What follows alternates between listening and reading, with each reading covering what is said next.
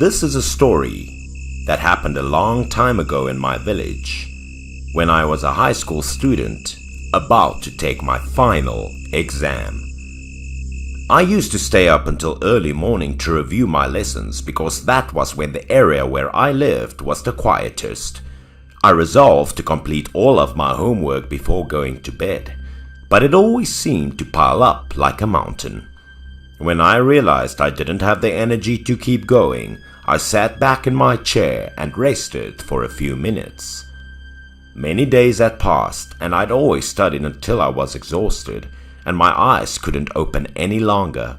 So I sat down at the table, intending to sleep for nearly 30 minutes in order to regain my energy. I was sleeping when I heard some loud noises outside that sounded like a trumpet and bride procession music. The music became increasingly louder as the group approached nearer to my house, making it impossible for me to sleep any longer. I started to feel uncomfortable and secretly blamed that family for having such a late night wedding. At first, I considered returning to my desk and ignoring outside distractions in order to focus on my homework, but no matter how hard I tried, I was distracted by outside noises. Outside, the singing was like a magical power entering my mind, making it impossible for me to concentrate on my own affairs. This time, I resolved to focus with all my might, staring at the page in front of me, my mind ignoring the trumpets playing outside. But in the end, I couldn't take it any longer, so I slammed my fist on the table and sat up in rage. I drank a small sip of water to relax and then went to the windows, intending to wait for the bride to come to complain. I slowly opened the windows and began to look outside to see how far this procession had progressed. In the dark night, a large group of people and the shadow of a palanquin appeared from afar in the dense fog. I couldn't see the faces of anyone in the group because it was too dark and there was an overcast fog. But what drew my attention to this group of people was their unusual appearance. They walked and danced in strange movements. The scene in front of me began to make me wonder, fearful and curious. I had no idea if they were any of people in my village. After a while, the group stopped singing and simply blew the trumpet loudly. I began to feel helpless because I considered it as a joyful activity for other people's families. So I didn't want to interfere and instead sat in the house with curious eyes. After a while, the procession arrived at my house as well. I began to rise, intending to share my blessings on this group of people. But when the group began to appear clearly under the dim street lights, I was astounded to see each person's face. They were not normal humans. Their faces were also blurred, and they resembled demons from hell. Their skins were pale, their cheeks rosy, and their lips always smiled. Even worse, the flesh had all vanished, leaving only a few wrinkled pieces clinging to the concave bones. They were carrying the palanquin while grinning manically. The wind came out of nowhere and yanked open the palanquin's curtain, revealing the empty space inside. I panicked. I wanted to scream but couldn't. All I could do was stand still and watch the group in front of me. I knew they weren't normal people like me, so when they were just passing by, I turned inside the house, clutching my mouth and trembling. The trumpet was right next to my ear. I could clearly feel the bright blue eyes outside staring at me from inside the room. When I tried to look outside, not only did the man carrying the palanquin, but also the girl walking in the middle of the group was also staring at me with a ghostly expression. I shivered, every now and then not sure if it was from the cold running down my spine as the group passed by or because I was too scared. I took a deep breath and tried to look out the windows, just as the eyes on the other side met mine. I was startled and quickly hid behind the wall, dozens of confusing questions ringing in my head before going blank. I sat down on the ground, hugging my knees and shivering, feeling that the songs outside were the magic that was trying to fascinate me. I grimaced, gritted my teeth, and waited for the group to leave before standing up to assess the situation outside. In the hazy smoke, the procession of the palanquin had traveled a long distance by the end of the village. I had never taken my gaze away from them. I could clearly see the procession of people bringing that red palanquin to a dilapidated house that had long been abandoned. Despite the fact that the procession group had traveled a long distance, I could still hear the sound of the drums and trumpets. The group abruptly came to a halt in front of that abandoned house. The trumpet sound was also deafeningly quiet. The group stood motionless, surrounded by a gloomy atmosphere. After a few seconds, the group brought the palanquin inside and quietly left. When I looked at the house within the black scorch marks, I was taken aback by recalling the heartbreaking story that had occurred here. Not so long ago, this wooden house was the most well-known and spacious restaurant in my village. No one was unaware of it. On this day a few years ago, a big wedding was held at this restaurant. The atmosphere was very lively here. Guests had been eating and drinking in the restaurant for quite a long time. Everyone was anticipating the arrival of the bride for the ceremony. Both sides of the family were extremely busy. Congratulations could be heard throughout the restaurant, and the atmosphere was extremely lively at this time. By the middle of the party, the restaurant downstairs was filling up with black smoke. A man became frightened and ran upstairs. When he arrived, he quickly shouted, informing those present of the fire that was raging downstairs. After hearing that, the people at the party that day began to let go of their chopsticks, their mouths gaping at the panicking man in front of them. The black smoke from downstairs spread to the party's area as soon as the sentence ended, and the guests began to stir. Those present could see the deadly fire rising from the restaurant's window as if it wanted to burn down the entire establishment. Everyone began to stand up one by one, frantically looking for a way out. Loud screams rang throughout the restaurant, but no one could help them. The villagers who had also heard about the fire curiously ran over, standing below helplessly looking inside. Before the fire truck arrived, some people began using the most basic fire suppression methods in the hope of reducing the severity of the incident. However, the fire in the night transformed into a demon, quickly devouring both the restaurant and the people who were present. The fire burned into their bodies, consuming all those fleeting in the blink of an eye, and no one had a chance to escape. In the ocean of flame, the black shadows appearing by the upstairs windows begging for help, and then fell down. That image haunted the people of my village. The signboard for the restaurant was also set ablaze. The fire had been extinguished by dawn, but the memories associated with this restaurant had also been reduced to ashes. Fire trucks were parking along the road to the village that night, and no one dared to go out because they were so terrified. The village changed over time, becoming a busy street, but the restaurant remained as how it was after that night. I shivered in bed all night, unable to sleep because the burned spirits in the fire that night kept haunting me. Every time I took a nap, those ghostly horror faces appeared in my dreams, worsening my health. Outside the windows, in particular, I always had the distinct impression that the group was still standing there, peering inside and calling my name.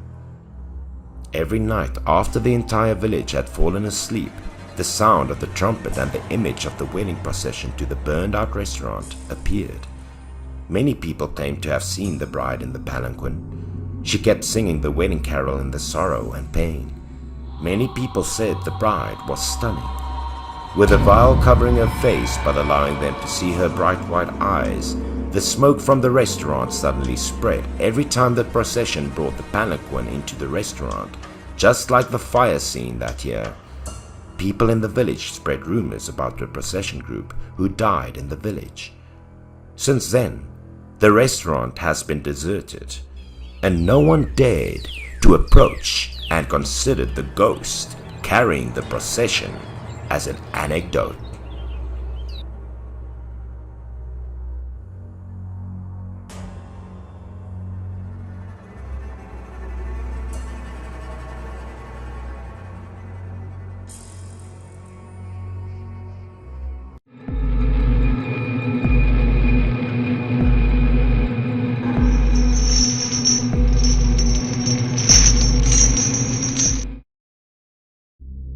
When I was a kid, every summer my mother would take me to my grandmother's house to visit her.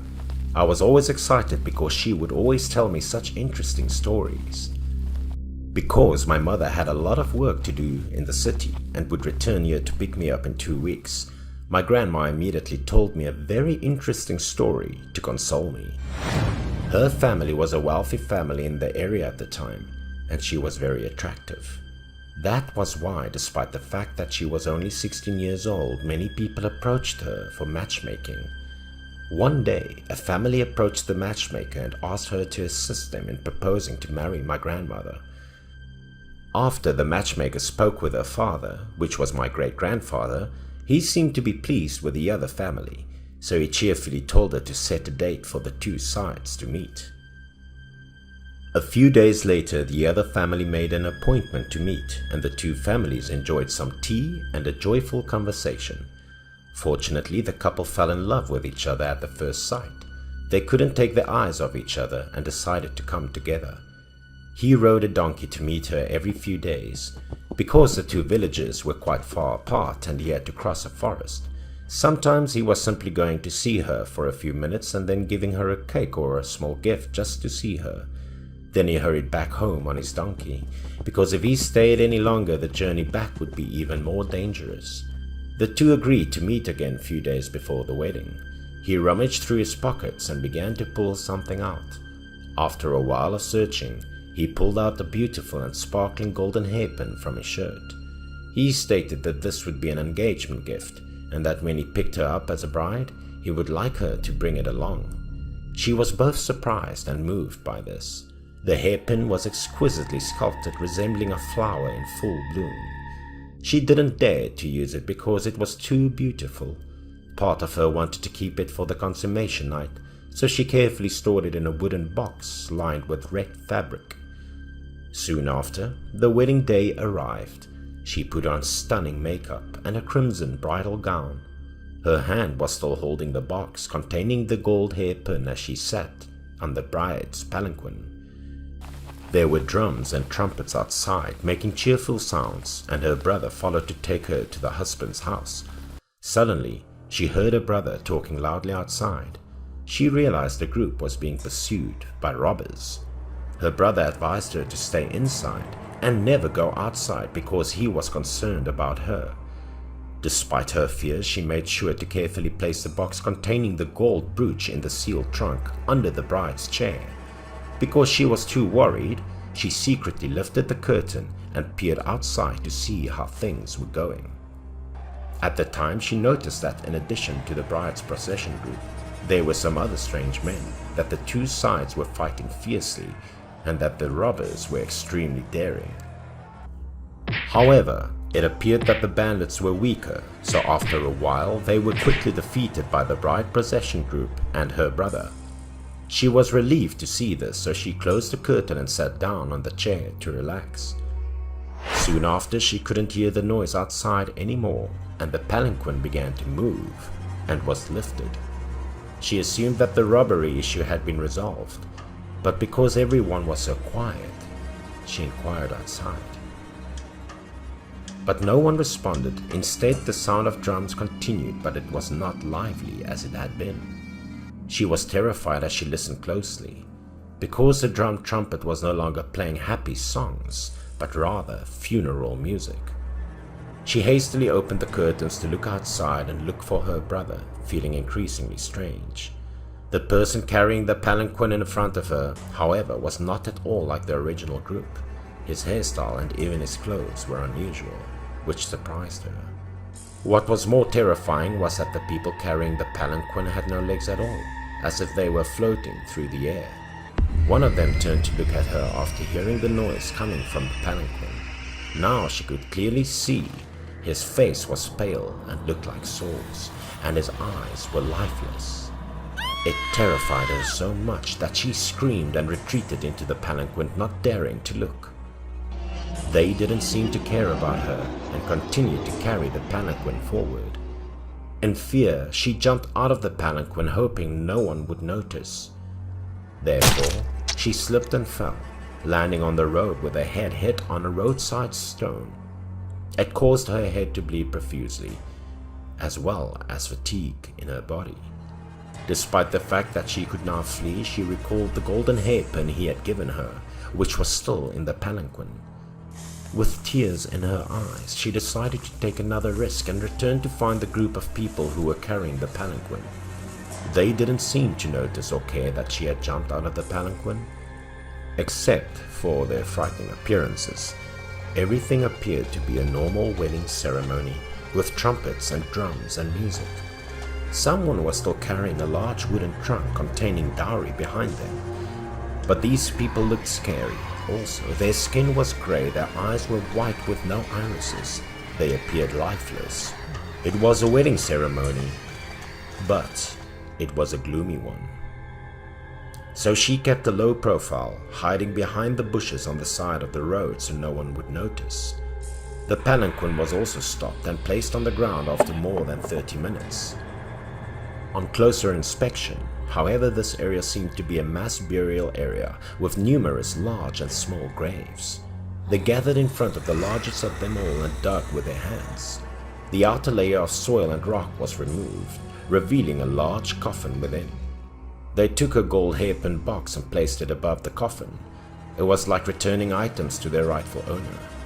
Finally, they filled the tomb with dirt to return to its original state, bowed a few times and then vanished. Hiding behind, she was watching everything and feeling extremely strange and curious. They had almost no intention of harming her. However, witnessing such a strange thing made her extremely scared, intending to follow to retrieve the gold hair pin, but it had now been buried inside the grave. So she fled in the opposite direction, hoping to run to join her bride possession group or someone who could assist her. Finally, she didn't know how long she ran for, possibly more than an hour, when she met her brother, who was looking for her everywhere because she had suddenly vanished. She finally dared to breathe a sigh of relief and hug her brother as soon as she saw him. Then she told her brother everything, and she wanted the entire group to accompany her to find the graves. However, for some reason, the group searched for a long time but did not discover any of the graves she described. Because things did not go as planned, both families agreed to reschedule the wedding ceremony for a more auspicious date. Following the marriage ceremony, the couple was required to go and greet elderly members of the husband's family to whom they related the events of the previous day. So he suddenly remembered an old story, most likely related to the incident of the bride procession group. In the past, this land had a young king who ruled cruelly, making people miserable. But his reign was brief, and he died when he was just over 40 years old. The people who lived there began to disperse and moved to other villages and lands to live. A large tomb was built for him, but no one took care of it. According to legend, the gold hair pin was left to him by his late wife and was buried with him when he died. However, because no one cared for him, his grave was soon dug up by grave robbers, who stole the golden hairpin. Coincidentally, she brought the hairpin and passed by near the grave on the day of the wedding. Perhaps they had been looking for the hairpin for a long time, as it was also the object of the old owner.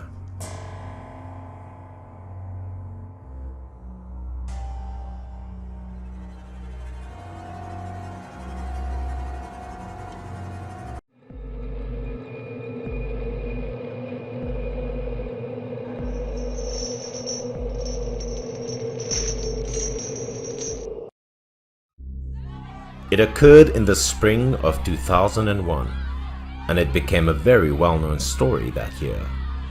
There was a very wealthy family in the village, and the oldest son, Shen, celebrated a big wedding with a village girl named Lan. The wedding was grand and crowded, with many attending to bless the bride and groom. The groom's friends began to tease as well, as if it were a ritual before allowing the two to get into the wedding room for consummation. On the bride's side, some friends and bridesmaids had come to celebrate, so they took advantage of the opportunity to chat with the bride before she officially joined her husband's house. At first, it was just a fun conversation, But then Shen's friends began getting drunk and making fun of the groom, which became increasingly outrageous. They were no longer teasing only the bride, but rather the bridesmaids, who were also in the room. They also forced her to make some pretty subtle jokes. Everyone was drunk at the moment, so the bride couldn't stop the groom's friends. But just as everyone was making a lot of noise, a friend of the bride, who was also a bridesmaid at the wedding, burst out of the next room. People didn't understand what was going on when they saw her crying and screaming and fled quickly. Her name was May. She ran out of the house before anyone could ask about the situation. Her clothes were strewn about, and her hair was a mess. Everyone was still stunned, but inside the room a friend of the groom was Wu. His face was red, possibly from inebriation. He was not wearing a shirt and was still holding his pants, and he was also perplexed. Wu appeared to have had a bad intention towards May when he saw her sleeping in the bride's room while being drunk, causing her to panic. The bride was furious and scolded him. Everything was serious, but Wu still believed that it wasn't as exaggerated as the bride claimed to be. He was simply drunk, and he blamed May for lying in that room with such a revealing dress on. Hearing this, the bride became enraged, chasing May while turning around to curse Wu. Because May was getting married next month, Wu's actions would jeopardize her honor. Following that, both the bride and the groom dashed out to find May, afraid of that something bad would happen to her while running out this late. May, on the other hand, ran quickly to the forest. She was a very sensitive person, and Lan was afraid that she would have done something reckless. So Lan enlisted the help of everyone to find her. Everyone then raced to find May. This area was quite dark and large, and the longer it took, the more worried Lan became about her friend. People looked for her for half an hour, but couldn't find her. Everyone was talking about going deeper into the forest.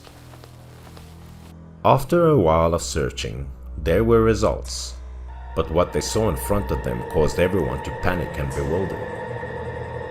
May hanged herself on a tree branch with only her lingerie on, possibly because it was too humiliating and made her consider suicide. Everyone was terrified when they saw the scene. In the dark night, a flashlight flickered, casually shining directly on May's face, revealing the terrifying face of a hanged man, tongue sticking out, eyes open wide and full of blood veins, looking extremely terrified.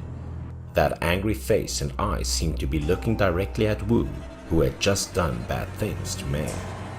Following that, Wu was arrested for the crime of indirectly causing death and causing mental damage to the deceased's family.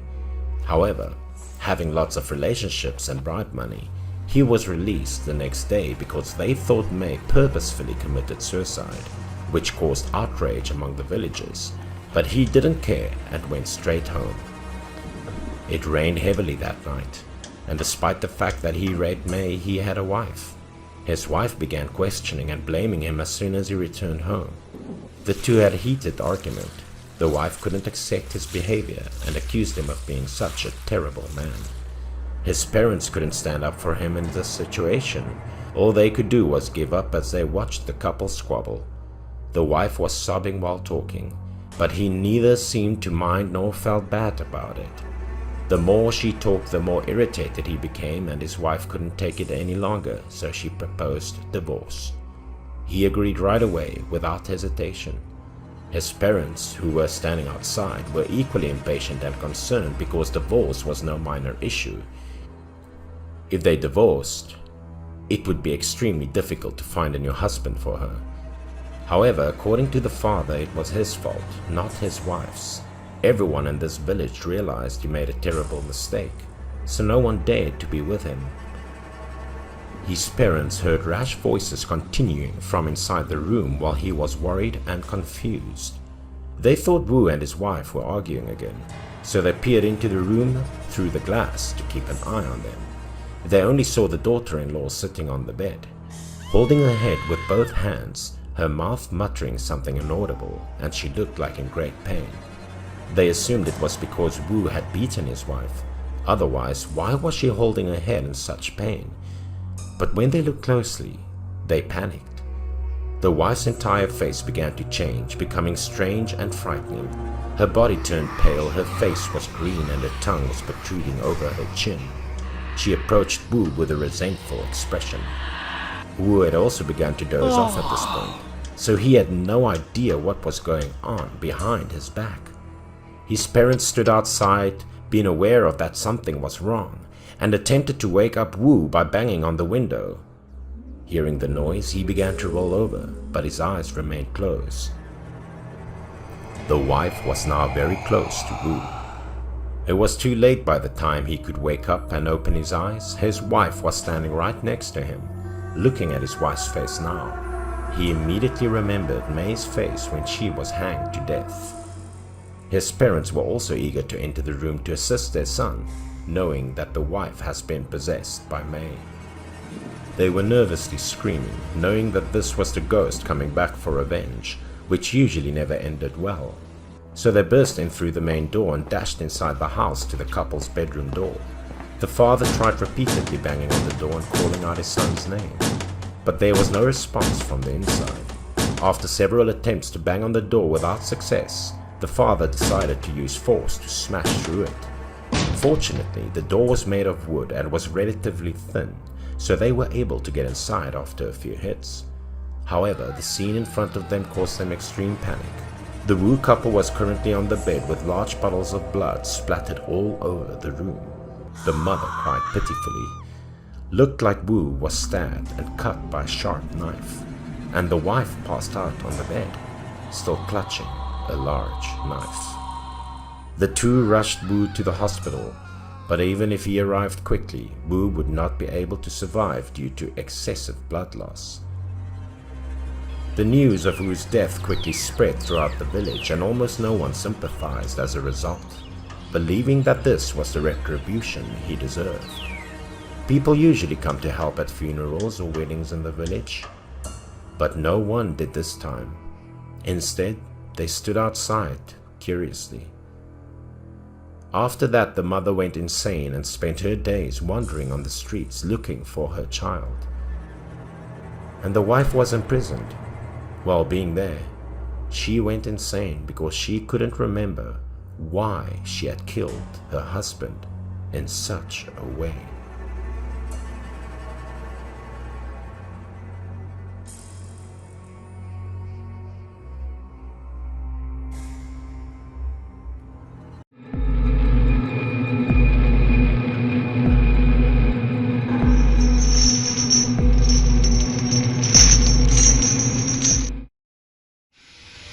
The ghost wedding was a type of marriage ceremony of the afterlife which appeared before the Han Dynasty in China.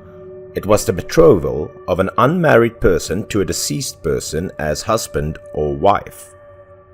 In my village in the 90s, I heard a story related to this ghost wedding. In the village, there was a girl named Fang. Fang had an older brother. Because of her family's poverty, her mother married her to a dead man to get money for her brother's marriage. Their family was wealthy, but they only had one son, Sin. Sin had been sick since childhood. A monk said that Sin would not live to be 20. Sin lived to be 25, but his condition worsened shortly after his birthday.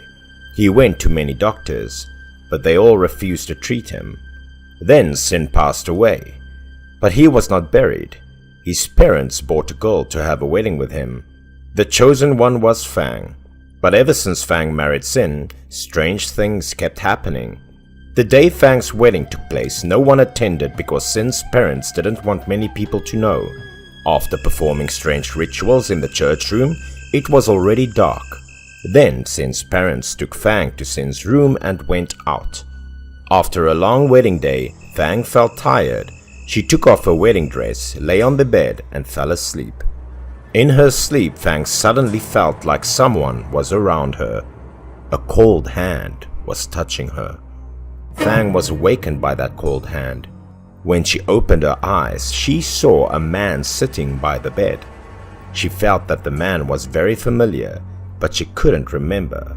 The man suddenly said, "Don't be surprised. I am Sin. You are my wife now." Fang heard the man say that. In her heart, she did not believe, because how could Sin come back to life? Sin looked at Fang and flashed a ghostly smile. He said, "Of course I am dead, and now I am just a soul." At this moment, Fang saw the altar picture behind Sin. The man in front of her was exactly like the person in the photo. She couldn't believe they were the same person. That made Fang only have one thought in her mind, that he was a ghost. Fang screamed and fainted. Early in the next morning, Fang woke up feeling aching all over her body. She saw the blood on the bed and remembered what happened last night. She thought someone had faked Sin and tricked her into losing her virginity, because how could the dead come back to life? After thinking about it, she dared not tell her husband's parents that she had been tricked into losing her virginity on the first day of marriage. Because if this got out, she didn't know how she would live. Her husband's family was very good to her. Every day they all nourished her. Fang didn't have to do any work because they were afraid she would get tired. But the better they treated her, the more guilty she felt. So, it had been more than 4 months since Fang got married and stayed in their house since Sin passed away. Fang was more and more scared because her belly was getting bigger and bigger. She didn't know how to explain it. But when they saw Fang's belly, they were not only not angry, on the contrary, they were very happy. Fang turned from fear to curiosity. One day after having dinner, Fang felt so bored. Therefore, she walked around the house alone. As she reached the corner of the street, she saw 2 women talking. When Fang heard them talk about her, she hid against a wall and listened to the story. It turned out that Fang's strange marriage and a pregnant belly had become the matter of discussion. Fang felt very uncomfortable hearing them talk about her. Fang was sad when the 2 women talked about her growing belly. They said that it was most likely a ghost fetus. Fang was horrified to hear this. She didn't know and didn't understand what a ghost fetus was. Suddenly, she remembered the scene on the first night of marriage. Was it really Sin that came back that night? Fang did not dare to listen to the story of those 2 women anymore. She desperately walked home and was so scared that she didn't know what she was carrying. Fang returned home, her heart heavy. She didn't pay attention to the greetings of her husband's parents and went straight to her room. Then she climbed right into bed and fell into a deep sleep. While fast asleep, Fang heard the door creak from outside. A cold wind rushed in and Fang was startled awake. She sat up and looked at the door. At this moment, Fang could see clearly that a shadow had come in front of her. Fang saw the shadow that was Sin, her dead husband. Fang heard Sin's confession about himself.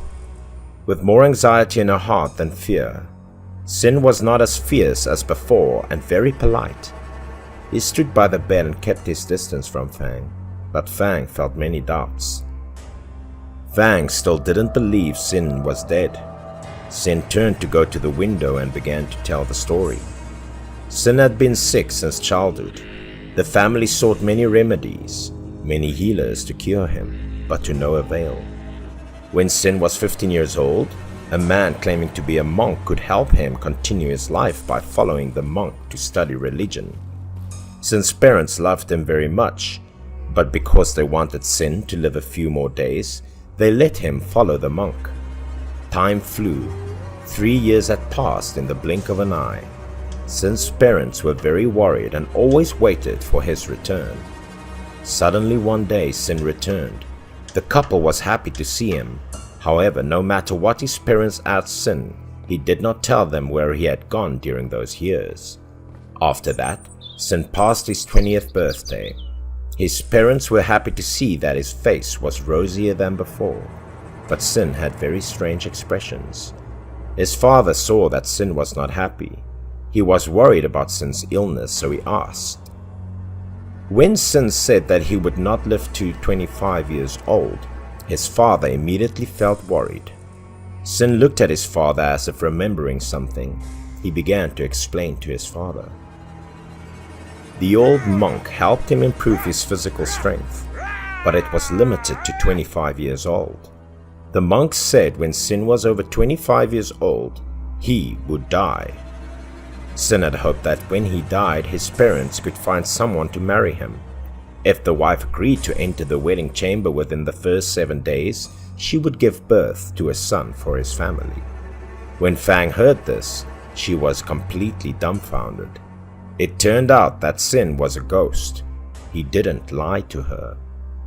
Fang picked up the pillow and threw it at Sin, but the pillow passed through Sin's body. Sin was not angry but happy to tell Fang his true purpose. Sin wanted to use the ghost fetus in Fang's belly so that he could be reincarnated as a human. At this moment, the door was kicked open. Fang and Sin simultaneously looked towards the door. It was the old monk. At that time, Sin stopped studying and returned because he couldn't stand the hardship. However, he had stumbled across the resurrection method in the monk's room. When he saw Fang's stomach, the monk understood what had happened and was very angry. According to Sin, the monk did not want to save him because the monk did not tell him about this method. Meanwhile, the monk knew that Sin's heart was not good, so he soon lost his way. Sin didn't believe in the old monk. He thought the monk had a good method, why not show him early? Knowing that Sin couldn't be stopped, the old monk was determined to destroy Sin's ghost to save Fang. The monk drew a spell in the air and pushed towards Sin. Sin tried to escape, but he found his legs couldn't move. Sin saw 4 small ghosts appear on him. They held Sin so he couldn't move. At this moment, the old monk walked towards Sin, took out a piece of charm paper and stuck it on his forehead. Seeing black smoke on his head, Sin was very scared in his heart. The old monk went to Fang. He wanted to save her before the ghost fetus was completely formed. Fang felt very scared now, and without consulting her, the monk took out a piece of charm paper, mumbling something. After reciting the spell, the talisman in the monk's hand also spontaneously caught fire. Then the monk said a sentence. The bowl of water on the table flew into his hand. The old monk stuffed the talisman paper into the bowl. The water in the bowl caught fire. Fang was afraid and covered her eyes. When the fire was extinguished, the water in the bowl turned red. The monk said that if Fang just drank this bowl of water, the ghost fetus in her belly would be destroyed. Fang fainted on the bed after drinking the bowl of water, and a black liquid came out from Fang's lower part. At this time, the monk looked back at Sin. Sin was weak and fading. He angrily cursed at the monk.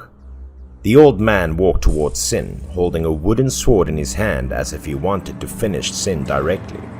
At this time, Sin's mother heard and rushed to intervene. When the monk did not notice, a mother's hand suddenly snatched the talisman from Sin's forehead. As soon as the energy that suppressed him disappeared, Sin turned into a gust of wind and fled. The monk knew that Sin's mother loved Sin very much, so even though he was enraged, the old monk still ignored it, and then he left without looking back. Sin's father and mother looked at the door, crying until their tears ran dry.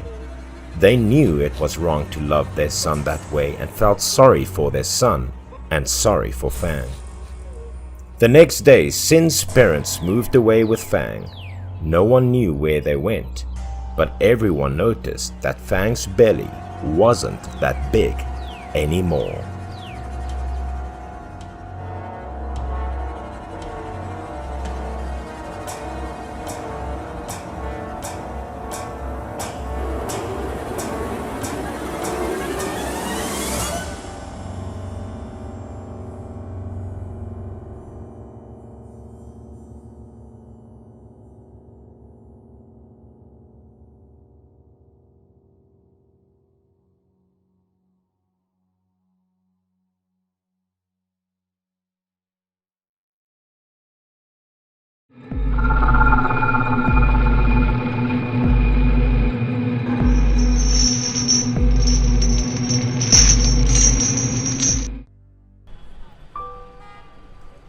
The story tells us about a guy named Lou.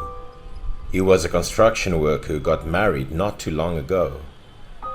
One day, while Lou was working at the construction site, he suddenly received a call. Picking up the phone urgently, the co-workers didn't know what Lou heard, but his face immediately changed. Not only that, but he also quit his job and ran away in panic. Certainly something bad had happened. Seeing Lou's reaction, his concerned colleague at the construction site was extremely worried for him. He promised to do the rest of Lou's work until he could return. The place where Lou rushed to was none other than the hospital.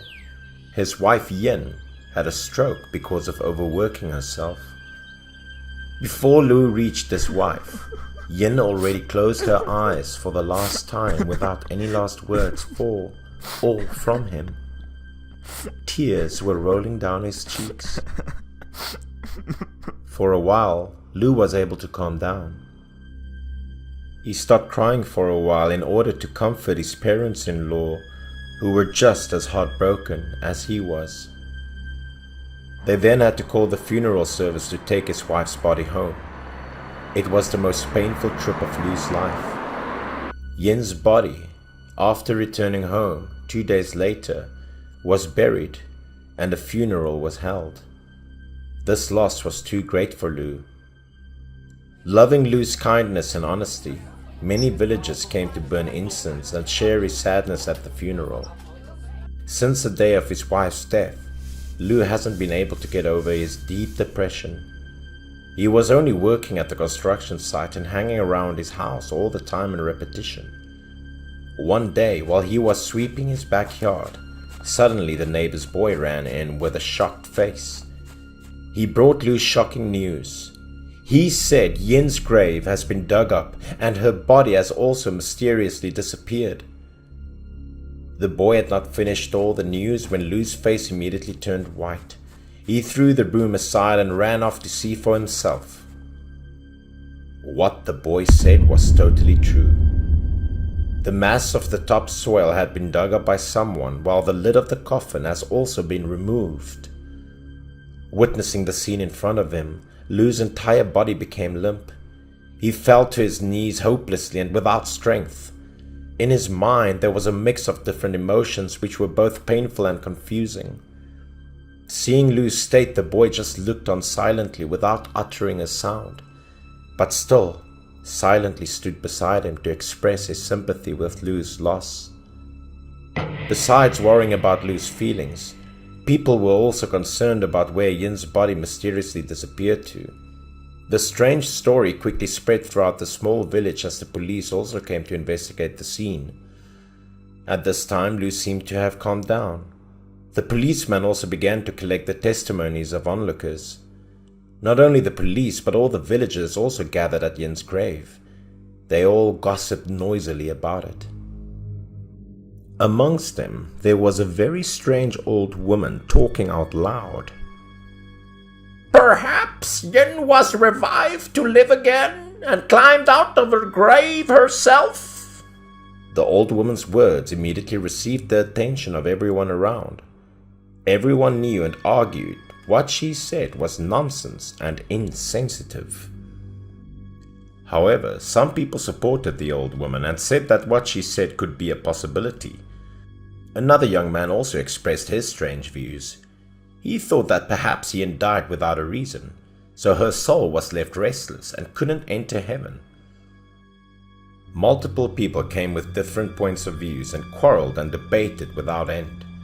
But who was right and who was wrong, nobody knew, as it was all one big mystery. The investigation didn't seem to have any unusual factors or helpful leads, and the testimonies of people didn't help too much either. So the case went into deadlock. As 1 day, 2 days, and a week have passed, Yin's body was not found yet, and Lou's mood had gotten worse. Thinking of his wife, he couldn't sleep, so he drank alcohol. He drank so much until he passed out. But his sleep only lasted a few minutes, since his body started making strange impulses and movements. Lou was dreaming of his wife. How strange! In this dream, she was wearing a white dress and wedding accessories. With a trembling voice, Yin kept calling for help. Without considering the reality of the matter, Lu rushed over to hug Yin without listening to the words she was saying. While he was running to her, Yin suddenly disappeared. Then, in a flash, she appeared behind him to Lu's surprise. When Lu even didn't understand what was going on, he heard her voice calling for help once again. After that, she turned away. Lu stood alone in the dark space to look for Yin. He called his wife's name hoarsely, but to no avail. When he woke up, Lu's mouth kept calling out his wife's name. He painfully realized that it was just a dream. Lu couldn't stop thinking about it though. He really couldn't remember what his wife said before leaving. With a confused mood, Lu went to the other village to visit a friend. This was his friend from the construction site. Lu didn't hide anything. He told his friend everything from the wife's missing body to the dream he had last night. Hearing Lu's story, his face immediately changed. He replied to Lu that maybe he developed mental health problems and thus started hallucinating. Lu felt his friend wasn't believing. The friend even concluded that Lu was not mentally healthy, and therefore Lu was quite upset and responded a bit aggressively towards his friend. With a serious face and a sharp voice, Lu confirmed that his wife was definitely trying to tell him something. But no matter how serious Lu appeared to be, his friend could not believe such devilish stories. To help his friend overcome his sadness, he took Lu to go around the market. But it seemed that the bustle of the countryside market could not improve Lu's mood. After walking for a while, his friend suddenly stopped. He looked so surprised. He saw a wedding clothing stall. He couldn't imagine that wedding dresses could even be sold at this market. Because of the friend's interest, he asked Lu to take a look at the stall. Because of the enthusiasm of the friend, Lu agreed to have a look. Then, as soon as he took a glance at something, his face immediately changed. Inside the clothing stall, there was an outfit that looked exactly the same as the one Yin wore in his dream last night. Of course, Lu couldn't just leave. He rushed inside to ask the seller about it. He pointed at the outfit and asked her, "Excuse me, has anyone bought this outfit in recent days?" She answered that this was the newest outfit in the stall, and the first one was sold on the same date that Yin's body disappeared. She added that the person who bought it was the man who had just left her stall. He also bought hair clips. Saying nothing, Lu immediately chased after the man despite the advice to stop from his friend. Although everything was still not really clear, Lu also had a hunch that he would find his wife's body. Because the friend couldn't leave Lu alone, he also followed shortly behind Lu. The longer they followed the man, the more they felt like there was something odd about him, as the man showed unusual behavior which made him seem psychopathic by nature.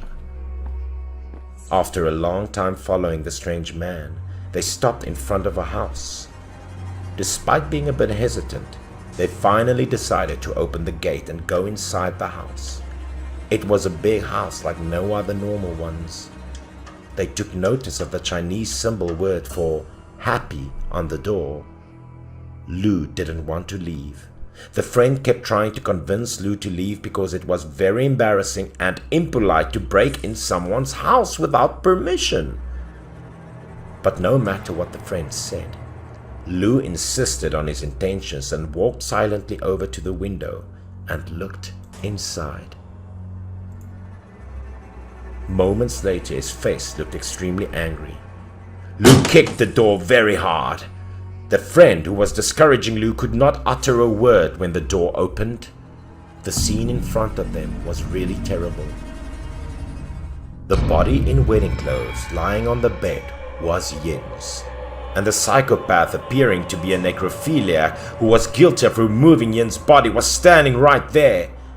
After witnessing the scene, Lu immediately leaped towards the psychopath to beat him up, which he did. After all that transpired, the culprit was apprehended and arrested, all thanks to the strange dream Lu had. It would seem that Yin's soul indeed communicated with him in his dreams. Yin's body was returned to its resting place, but the pain in Lu's heart still wouldn't fade away easily.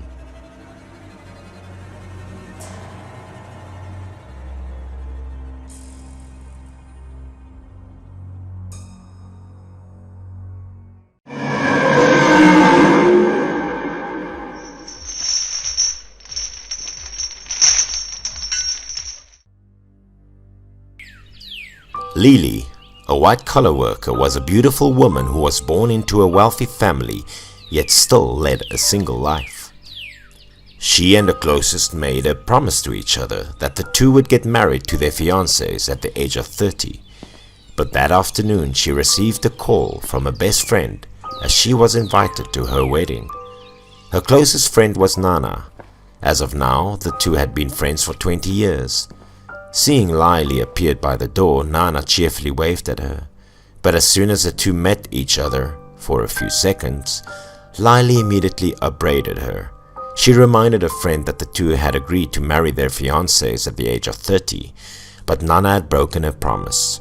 Of course, Lily didn't look too serious when she said that her friend Nana, but it made Nana stammer for a few seconds before she could say anything to invite her to the wedding, which was supposed to be on this Sunday. Seeing the expression on Nana's face, Lily couldn't help but laugh. She told a friend that she would definitely show up, more than anyone.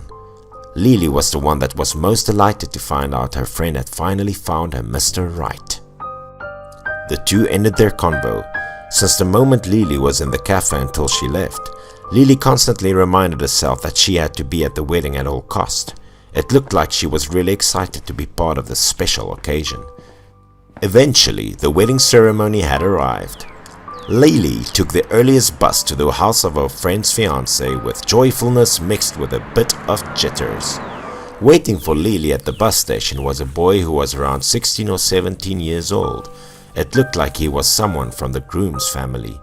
But on the special occasion, the boy was supposed to be happy, yet he somehow looked moodily. On the way to the destination, the two didn't say anything to each other. There were times she wanted to break the ice, but the cold look on his face made her speechless. The two remained quiet for another 10 minutes. Feeling unbearable to put up with the oppressive silence, Lily plucked up her courage to ask the young man some questions about the wedding. But he merely responded to her in an abrasive manner. However, the boy's attitude wasn't the only thing that made her feel strange. Contrary to the bustling, noisy atmosphere that was commonly seen at a wedding, the house was deserted. There were no fireworks. Even the palanquin was nowhere to be seen. Lily was accompanied by the boy to the house. At this moment, the groom's parents had been waiting inside. Seeing Lily showing up by the door, the two came out to greet her. They graciously asked her if she had felt tiredness on the way. As they were talking to each other happily, Lily suddenly saw a white flower on the mother's chest. As soon as she asked them about the flower, the two's faces quickly changed color. Usually one would have a white flower on them when they were at a funeral, and a red flower when they were at a wedding, so Lily sensed something odd going around. But instead of replying to a question, the woman spoke in a prudent manner. She didn't want to answer, as she told her there was a long story behind it, and Lily would find out about it later. As soon as the woman finished the sentence, the butler came in. He told everyone to get to the next door in order to get in time for the wedding rituals. The woman asked Lily to go to the next door with her and participate in the wedding ceremony. She followed the three of them to the place. But Lily couldn't help but be suspicious. Instead of being decorated with a prominently red color, the room had a gloomy atmosphere. Moreover, in front of her eyes now was a rectangular object that was wrapped with white towels, looking pretty dreadful. As everyone had gathered at the place, the butler pulled away the towels. Lily's face became darkened as she saw the scene before her eyes. She must have been truly shocked. It turned out the thing which drew her attention was a big coffin laying neatly in the middle of the room. She remembered being invited to the wedding of her closest friend. How it had turned into a funeral. In the coffin were Nana and her fiancé. Nana looked nothing like a dead person, but the man lying next to her, his face had turned pale and colorless. He looked like he had already died. A wedding that was filled with great sorrow. A wedding where the attendances didn't know whether to smile or cry. A wedding so tragic that made anyone present stagger. After a few minutes of bewilderment, Lily finally regained her composure. She couldn't believe her eyes. But right that moment when Lily was in an immense pain, Nana suddenly opened her eyes, which scared Lily stiff. She was terrified, unconsciously stepped backwards. It was until she heard Nana calling her name that she dared to turn around. After a couple of minutes, Lily finally calmed down and suddenly became furious despite being scared just a few moments ago. But the reason of Lily being angry was because she was worried about Nana. Even though she upbraided Nana for scaring her, it was more of an unconditional love she had for Nana that was contained in her words. Having no choice left, Nana had to wait until Lily subsided her anger, then she would dare to explain everything to her. The incident took place just yesterday as Nana and her fiancé were on their way home, after leaving their relative's house. As the two were talking to each other, a truck rushed towards them from behind. It was already too late when the two found out about it. Nana's fiancé pushed her out of the way with great force, while he was still unable to escape the truck running him over. Nana had no idea what was about to happen next. She looked to her husband's direction. The truck now got so close to him, there wasn't any chance for the man to escape, even if he was a god or a man with superpowers. Nana let out a scream as she saw a beloved husband being on the verge of his death. She still had very vivid memories of that tragic moment as her husband reached out to her before he died. His eyes were filled with pure love, regret, and sadness. It was a scene that she would never forget. It was even more tragic as she had to witness the death of her fiancé. The truck ran to him like a mad bull and hit him immediately. Blood splashed everywhere. Lily felt great pain in her heart as she listened to her friend. She didn't expect that her friend would have such a tragic fate. As Nana told her friend everything, she couldn't hold back her tears. Even though her fiancé had died, she still wanted to conduct a wedding ceremony with him and become his wife. That night, the wedding ceremony was conducted in the presence of Lily and both the bride and groom's family members. Nana laid in the coffin. She grabbed her fiancé's arms firmly while fondly gazing at him. Her eyes were filled with pure happiness mixed with a bit of sorrow.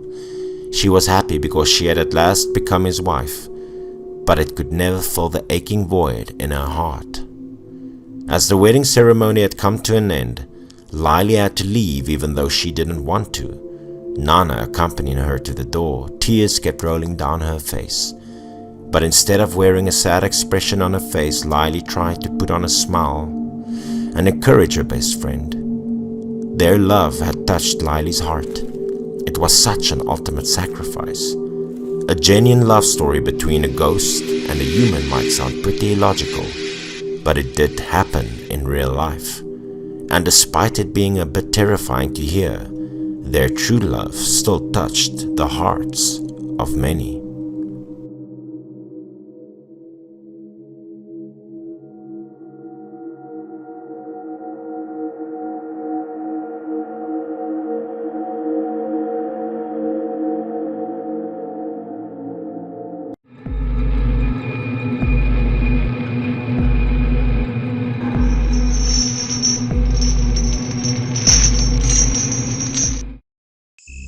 Jack did not have nightmares often, but there was one night he will never forget.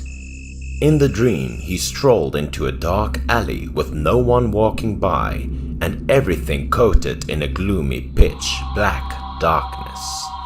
Suddenly, a figure appeared behind him. It was a bride. Her elegant face was hidden under a delicate chiffon veil. A pair of large, stocky hands grasped her hard and yanked her backwards. Everything occurred so quickly that she didn't have time to react. The girl stretched out her hand to Jack, begging for help. Jack was shocked and paused for a while. He couldn't move and he stood frozen in place and time, despite the girl's urgent screams for aid. Jack, giving in to his cowardice and weakness, did not move forward to save the bride, but instead turned around and fled. He calmed down after running out of the alley for a bit. He decided to return to find the girl on the ground. The image in front of his eyes was horrifying. She had a large knife plunged into her stomach and her white bridal gown was stained scarlet red. From a distance, Jack noticed that the woman resembled Lena, the general manager of the firm where Jack was working at. As the sun began to rise and shine on the high buildings, the alarm clock sounded loudly. The alarm clock destroyed Jack's fantasy, and he returned to reality. He exhaled a sigh of relief and counted himself fortunate that it had only been a terrifying nightmare. After taking a shower, Jack headed to work as normal, trying to keep his thoughts as relaxed as possible in preparation for an active working day. The subway was quite packed. The surrounding environment was extremely bustling, and it was extremely noisy sometimes. Jack was feeling a bit nervous, and he couldn't stop thinking about the awful nightmare he had last night, which might be linked to what happened to him a few days before. Last Friday, Jack worked until 8 p.m. because the general manager was dissatisfied with his plan and required him to rework it. Jack was weary after a long day of work, so he immediately exited the train and headed home. Suddenly, a call for help came from a small alley not far ahead, and it was so distinct that he was frightened and looked ahead at what's to come. Jack took a few fast strides and quickly arrived at the alley's entrance. Jack could identify the lady in front of him as the general manager of his firm, Lena, based on the knee-length pencil dress he saw every day and the woman's high heels. At first looks, the people surrounding her didn't appear to be decent people, and Jack faintly heard someone say, "Give us your money," or "Hand it over now." The general manager, who controlled an entire firm that was highly rigorous at work, now had no power, and Lena's entire body shivered with dread. Lena felt relieved with Jack's presence when she happened to see Jack walking by at chance. She grabbed the opportunity, urgently pleading for Jack's assistance. The goons who had been following Lena's finger direction noticed Jack standing at the alley's entrance. The blonde guy, on the other hand, directly challenged Jack, saying, "Boy, do you want to be a hero and save the beauty?" At that time, Jack was unsure whether he should intervene and save Lena. But in the end, Jack remembered being chastised by Lena not long before, so he opted to disregard her cries for help by ignoring the situation. When Jack returned to reality, he couldn't help but shudder. He hadn't expected to be so upset with the manager that he would be so hesitant about situations concerning life and death. Jack arrived at the firm bewildered and filled with a lot of confusing ideas in his heart. When he initially arrived at the firm, he saw that something was amiss. Several employees were muttering and chatting around him as if something horrible had happened. When he sat down to work, Trio, who was seated right next to him, rushed over to alert Jack that something significant had occurred. Jack was perplexed and inquired of his colleague as to what had occurred. Lena, the company's general manager, has passed away, according to a co-worker. When he heard it, Jack became petrified and pretended he didn't know anything about it. Lena was robbed and murdered in an alley near the firm, according to a colleague. Then Jack's co-worker groaned in sorrow, not expecting Lena to have had such a short life when she was about to get married soon. Throughout the day, people at Jack's office talked about Lena's death. Jack did not dare to tell anybody about what occurred last Friday. Instead, he turned on his computer and sat in front of it. He was no longer in the mood to work. He had no idea that a routine heist would evolve into a murder investigation because he opted not to save her. Jack was exceedingly sluggish after leaving work.